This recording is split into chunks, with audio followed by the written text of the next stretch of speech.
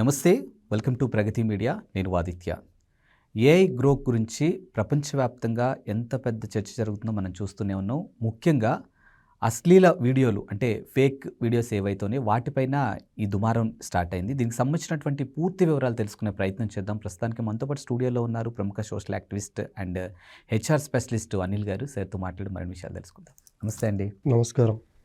ప్రపంచవ్యాప్తంగా AI growth గురించి ఒక పెద్ద చర్చ నడుస్తుంది. ముఖ్యంగా ఫేక్ అశ్లీల వీడియోలు ఏవైతే ఉన్నాయో వాటిని తొలగించాలంటూ ముఖ్యంగా మన భారతదేశం, మన సెంట్రల్ గవర్నమెంట్ ఎలన్ మాస్క్కి ఒక లేఖ కూడా రాయడం జరిగింది. సో అసలు ఓవరాల్గా చూసుకుంటే ప్రపంచవ్యాప్తంగా ఎందుకు దీనిపైన ఇంత చర్చ నడుస్తుంది అసలు? ఇంత ముందు కూడా మనము ఒక ఇంటర్వ్యూలో డిస్కస్ చేయడం జరిగింది. ఏఐ అనేది ఎంతవరకు మనం నియంత్రించాలో అంతవరకు నియంత్రించాల్సిన బాధ్యత కేంద్ర ప్రభుత్వం మీద ఉంది. ఎందుకు అంత వైరల్ అవుతుంది, ఇది ఒక గ్లోబల్ ఇష్యూ ఎందుకు మారిందంటే, ఇక్కడ గ్రోక్ ఏఐ అనేది ఒక చాట్బోట్ అండ్ అసిస్టెంట్ లాంటిది. అంటే ఒక లార్జ్ లాంగ్వేజ్ మోడల్తో డిజైన్ చేయబడింది. ఎగ్జాంపుల్ జస్ట్ లైక్ చాట్‌జిపిటి అనమాట. సో ఇక్కడ మనము ఏ ఇన్పుట్ ఇస్తే దానికి తగ్గట్టు ఆన్సర్ ఇచ్చేస్తున్నాయి. అవును, టెక్స్ట్ రూపంలో అయితే ఓకే, బట్ ఒక ఫోటో, ఒక ఉమెన్ ఫోటో తీసుకొని నేను న్యూడిటీ అని లేకపోతే అన్డ్రెస్ అని ఒక కోడ్, ఒక వర్డ్ ఇస్తే నాకు ఆ విధంగా ఫోటో తిరిగి వస్తుంది. సో ఇక్కడ థ్రెట్ ఎవరికి ఉంది అంటే సెలబ్రిటీస్కి ఉంది, పొలిటీషియన్స్కి ఉంది, చాలామందికి ఉంది. సో ఇది మిస్యూజ్ అయ్యే ఛాన్సెస్ కూడా ఎక్కువ ఉన్నాయి. సో చిన్నపిల్లలు, ఎగ్జాంపుల్ చిన్నపిల్లలు తీసుకుందాం. ఇప్పుడు మనము ఇంట్లో చిన్నపిల్లలకి ఫోన్ ఇస్తున్నాం. ఒకవేళ వాళ్ళకి గ్రోక్ ఏఐ అనేది వాడడం తెలిస్తే వాళ్ళు వాళ్ళ స్కూళ్ళల్లో కూడా దాన్ని మిస్యూజ్ చేసే ఛాన్సెస్ ఉంటాయి. అవును. సో దీనివల్ల ఏమవుతుంది అంటే సొసైటీలో డిస్టర్బెన్స్ క్రియేట్ అవుతుంది, న్యూసెన్స్ క్రియేట్ అవుతుంది. సో దీనివల్ల అంటే ఎథికల్ వైజ్ చూసుకుంటే దీనివల్ల చాలా లాస్ ఉందంటారు. అన్ఎథికల్గా అయితే లాస్ ఉంది. ఓకే.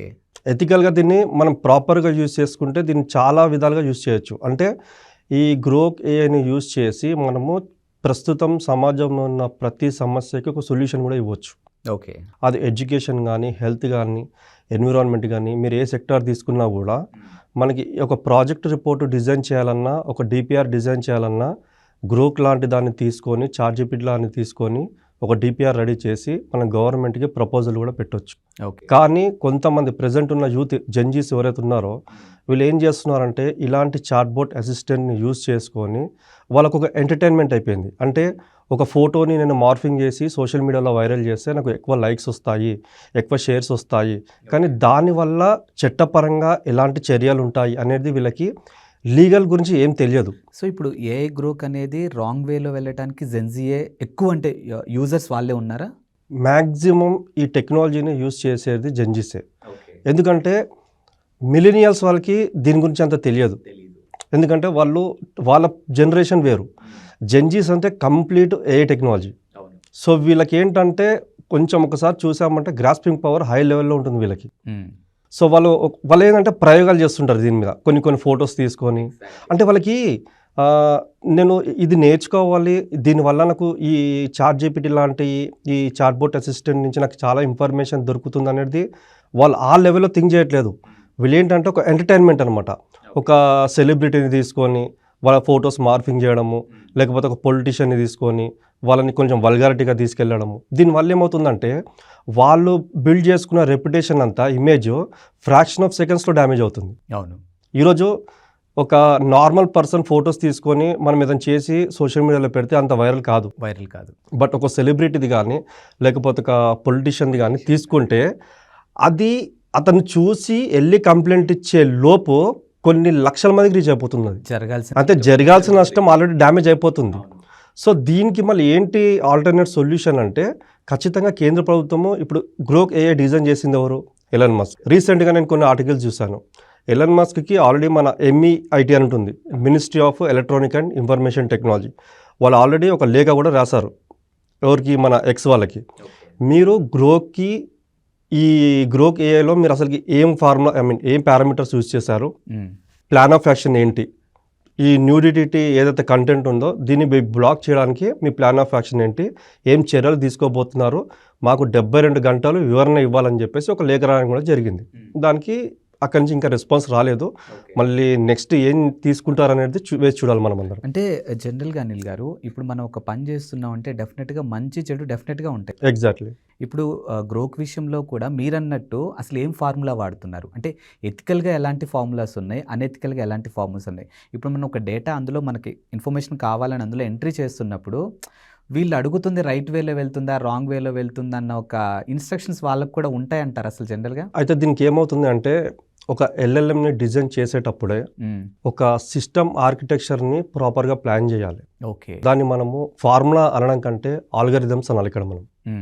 అంటే ఒక ప్రోగ్రామరు ఏ ఆల్గరిథమ్స్ అయితే ఇస్తాడో దాన్ని బేస్ చేసుకొని అవుట్పుట్ అనేది వస్తుంది. మనం ఏ ఇన్పుట్ అయితే ఇస్తామో దానికి అవుట్పుట్ వస్తుంది.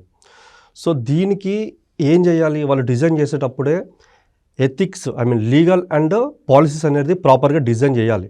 డిజైన్ చేసి దాన్ని గవర్నమెంట్ నుంచి అప్రూవల్ తీసుకున్న తర్వాతనే దాన్ని మార్కెట్లోకి లాంచ్ చేయాలి యాక్చువల్గా. ఎందుకంటే గవర్నమెంటు ఈ ఎలక్ట్రానిక్ అండ్ ఇన్ఫర్మేషన్ టెక్నాలజీ ఏదైతే ఉంటుందో అన్ని కంట్రీస్లో ఉంటుంది డిపార్ట్మెంట్ ఇది. వాళ్ళు ఒక టెక్నాలజీకి సంబంధించింది ఇలాంటి ఏదైనా మార్కెట్లో రిలీజ్ చేసేటప్పుడు ఖచ్చితంగా దాంట్లో ఏమేమి ఫాలో అవుతున్నారని చెప్పేసి చూస్తారు.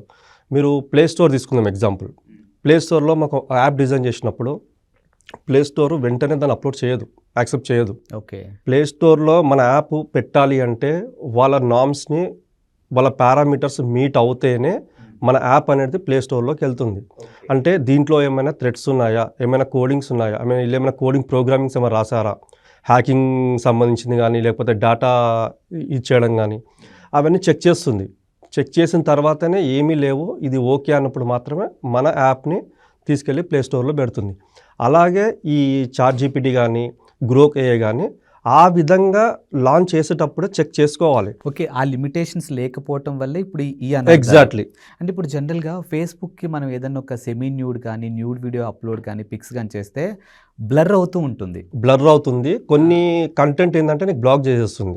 ఓకే. అది ఎప్పుడు మనం డిజైన్ చేసేటప్పుడే ట్రైన్ చేయాలి. ఇది ఇక్కడ ఏంటంటే మోడల్స్ని ట్రైన్ చేస్తారు. ఓకే. ఒక ఫర్ ఎగ్జాంపుల్ ఆదిత్య అనే వ్యక్తి ఒక ఇన్పుట్ ఇచ్చాడు.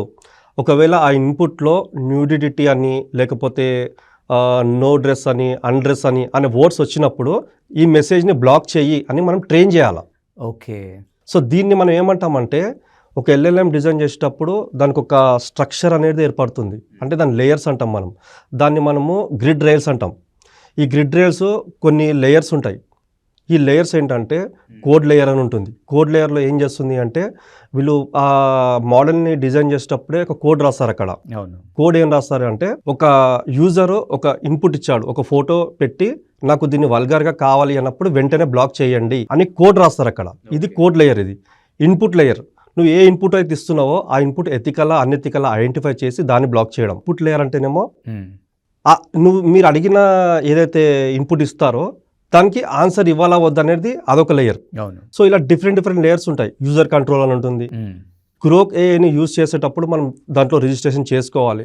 రిజిస్ట్రేషన్ చేసుకున్న వాళ్ళు అండర్ 18 ఉన్నారా లేకపోతే అబోవ్ 18 ఉన్నారా, సో వాళ్ళు దేనికి వాడుతున్నారు అన్ని పక్కాగా ఆథెంటికేషన్ ఉంటేనే వాళ్ళకి యాక్సెస్ అనేది ఇవ్వాలి.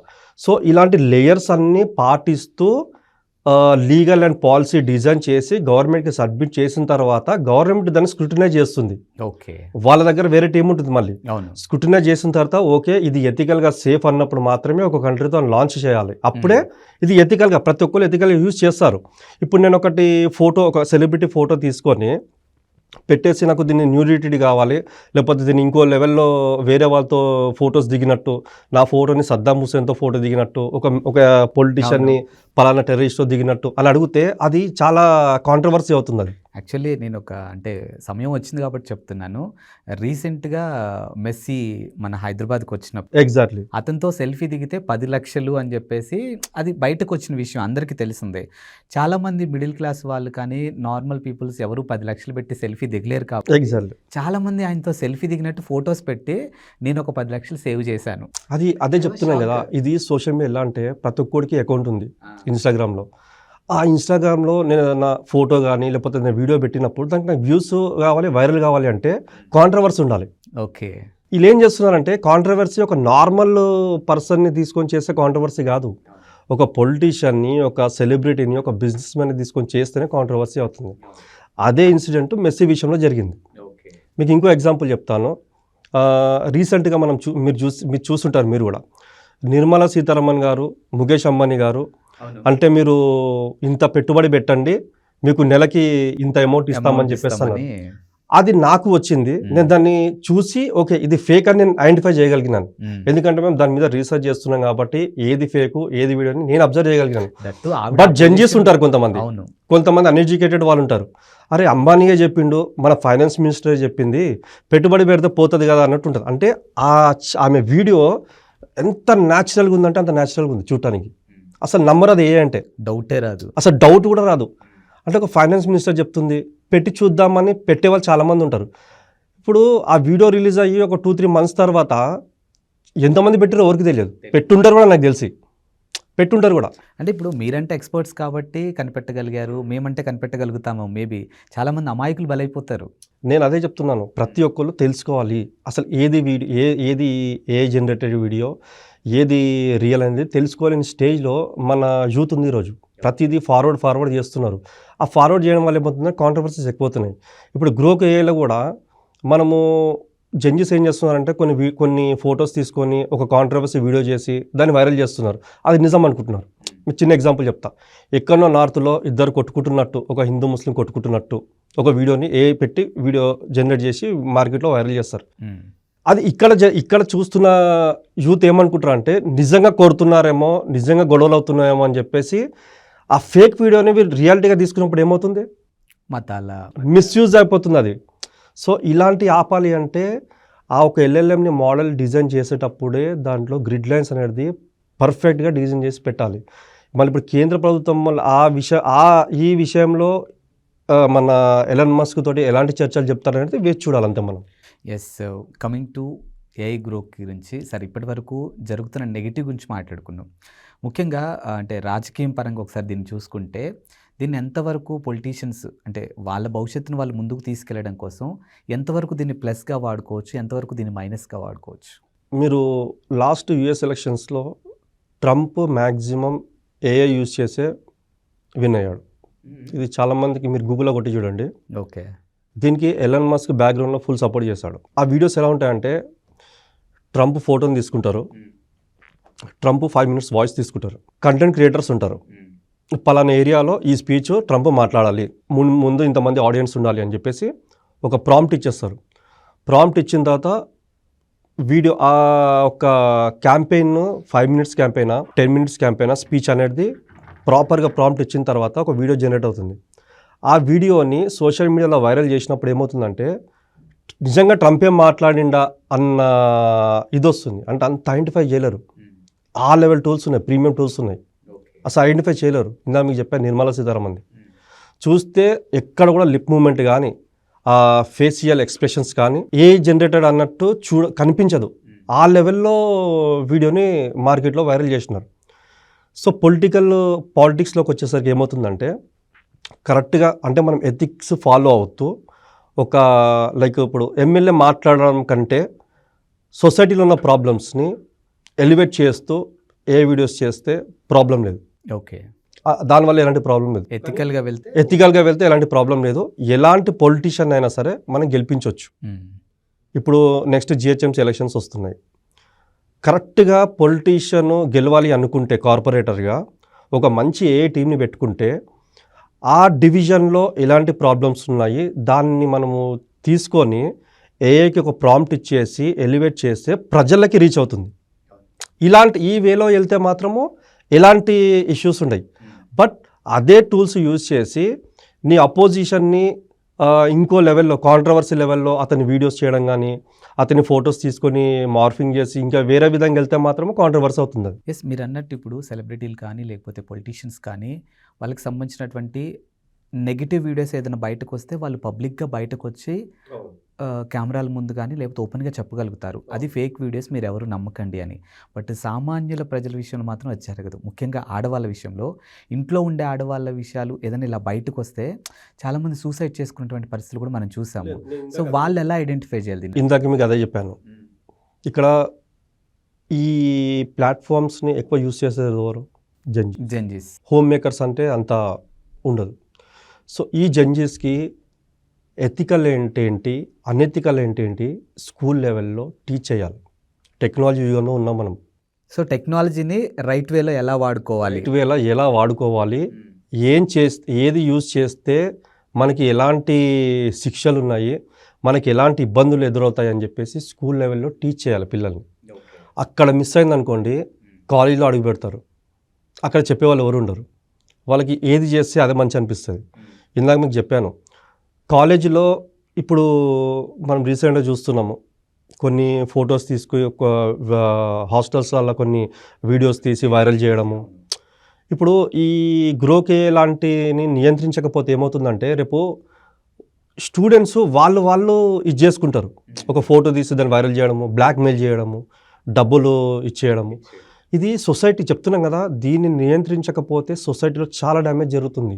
ఈ నష్టము ఒక పొలిటీషియన్స్కో ఒక సెలబ్రిటీకో అని కాదు, ఎంటైర్ సొసైటీ మొత్తం కొలాప్స్ అయ్యే రోజులు దగ్గరలో ఉన్నాయి. మీరు అన్నట్టు దీన్ని నియంత్రించకపోతే భవిష్యత్తులో సొసైటీపై దీని ముప్పు ఏ స్థాయిలో ఉండొచ్చు అసలు? కరోనాకి మించిన డేంజర్ థ్రెట్ ఉంటుంది ఫ్యూచర్లో. కరోనా కొంచెం మనం మెడిసిన్స్ తోటి ఇది చేయగలిగినాం, కానీ వీటిని మాత్రం నియంత్రించకపోతే మాత్రం చాలా దారుణాలు జరుగుతాయి. ఎందుకంటే నీ పక్క ఇంటి వాడి మీద నువ్వు ఏదైనా కోపంతో ఏదైనా చేయాలనుకున్నావు అనుకో, వాడి ఫోటోని తీసుకుని ఏదైనా చేస్తే చాలా డేంజర్ అది. అదే చెప్తున్నాను, జడ్జెస్ చాలా మిస్యూజ్ చేస్తున్నారు ఫొటోస్ కానీ లేకపోతే వీడియోస్ కానీ. వాళ్ళకి గ్రోక్ ఏ అనేది అలాంటి చాట్ బోట్స్ ఒక వరం, ఒక రకం చెప్పాలంటే మన ఇండియన్స్కి ప్రాపర్గా వాడుకుంటే దాని నుంచి నువ్వు చాలా నేర్చుకోవచ్చు. మీరు ఎక్కడనో ఐఐటీనో ఎక్కడ చూశాను నేను, భగవద్గీతాన్ని ఏఐ యూజ్ చేసి ఒక యాప్ డిజైన్ చేశారు. సూపర్. అందరూ బుక్ చదవలేరు కదా, భగవద్గీత యాప్ ఇన్స్టాల్ చేసుకొని, నేను ఈ ప్రాబ్లంలో ఉన్నాను, దీనికి నాకు సొల్యూషన్ ఏంటి అంటే, భగవద్గీతలో ఉన్న శ్లోకాసు ఎగ్జాంపుల్స్తో సహా నిన్ను మైండ్ మొత్తం మోటివేట్ చేస్తుంది.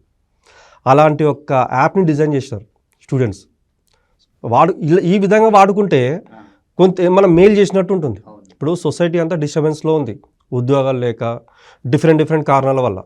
సో ఈ టైంలో ఇలాంటి గ్రోక్ అయ్యే వల్ల వాళ్ళు ఏదైనా ఫొటోస్ కానీ లేకపోతే ఇంకా దేనికన్నా ఇల్లీగల్కి యూజ్ చేస్తే సొసైటీ మొత్తం డిస్టర్బెన్స్ అవుతుంది. అది మళ్ళీ గవర్నమెంట్ మీద ప్రెషర్ పెరగడము, వాళ్ళకి ఆల్రెడీ థ్రెట్ ఉంది. ఈ రీసెంట్గా నేను ఒక ఎమ్మెల్యే చూశాను, తన ఫోటోని మార్ఫింగ్ చేసి పెట్టినారని చెప్పేసి. అంటే ఎమ్మెల్యేకే ఈరోజు సెక్యూరిటీ లేదు, కామన్ పబ్లిక్ కూడా ప్రాబ్లం ఉంటుంది. సైబర్ అటాక్స్ జరుగుతున్నాయి. రేపు ఏదన్నా ఇలాంటి వీడియోస్ ఫొటోస్ తీసుకొని మార్ఫింగ్ చేసి బెదిరించి డబ్బులు తీసుకోవడము, ఇవన్నీ చూస్తున్నాం రెగ్యులర్గా. డైలీ కొన్ని వందల కేసెస్ సైబర్ క్రైమ్లో బుక్ అవుతున్నాయి. సో ఇలాంటి విషయంలో కొంచెం జాగ్రత్త ఉండాలి పేరెంట్స్ కానీ స్టూడెంట్స్ కానీ. మనము ఏది ఎక్కడ అనేది ఎక్స్పోజ్ చేయకూడదు. మన ఫొటోస్ మనం చాలా జాగ్రత్తగా ఇచ్చేసుకోవాలి. ఏముంది, ఇప్పుడు అందరూ సెల్ఫీలు దిగుతున్నారు, సోషల్ మీడియాలో పెట్టేస్తున్నారు. అది ఎక్కడ యూజ్ చేస్తారో ఎప్పుడు యూజ్ చేస్తారో ఎవరికి తెలియదు. సో ఇవన్నీ చెప్పేవాళ్ళు లేరు మార్కెట్లో, అంటే వాళ్ళకి ప్రాపర్ గైడెన్స్ లేదు. టెక్నాలజీని ఎలా యూజ్ చేయాలి, మనం యూజ్ చేయకపోతే రేపు మన భవిష్యత్తు ప్రమాదంలో ఎలా పడబోతుంది అని చెప్పేవాళ్ళు, గైడెన్స్ ఇచ్చేవాళ్ళు ఎక్కడ కూడా లేరు. పేరెంట్స్ అంటారా, పేరెంట్స్ పొద్దున వెళ్తే రాత్రి ఇంటికి వచ్చే వరకు వాళ్ళ బిజీలో వాళ్ళు ఉంటారు. సో ఇక్కడ చిన్నపిల్లల్ని అంటే ఇక్కడ గవర్నమెంట్కి సెలబ్రిటీస్కి అని కాదు, పొలిటీషియన్కి సెలబ్రిటీస్ అని కాదు, కామన్ పబ్లిక్ కూడా గ్రోక్ ఏ లాంటిది నియంత్రించకపోతే రాబోయే రోజుల్లో చాలా ప్రాబ్లమ్స్ ఫేస్ చేయాల్సి వస్తుంది. ఎస్, చూశారు కదా, గ్రోక్ ఏఐ వల్ల ఎంత మంచి జరుగుతుందో దానికి మించి నష్టం జరిగే అవకాశం ఉంది రానున్న రోజుల్లో. సో దయచేసి ముఖ్యంగా జెన్జీస్ అవ్వచ్చు, వాట్ ఎవర్ ఇట్, ఎవరైతే దీన్ని రాంగ్ వేలో తీసుకెళ్ళాలి అనుకుంటున్నారో దాని ఇంపాక్ట్ అనేది సొసైటీలో తారాస్థాయిలో ఉంటుంది. కాబట్టి దయచేసి ఈ చెడుని ఇంతటితో అడ్డుకునే ప్రయత్నం మనందరిపైన ఉంది. కాబట్టి సో ప్రతి ఒక్కరు దీన్ని బాధ్యతగా తీసుకోవాలని మనస్ఫూర్తిగా కోరుకున్నాను. And thank you sir, thank you so much.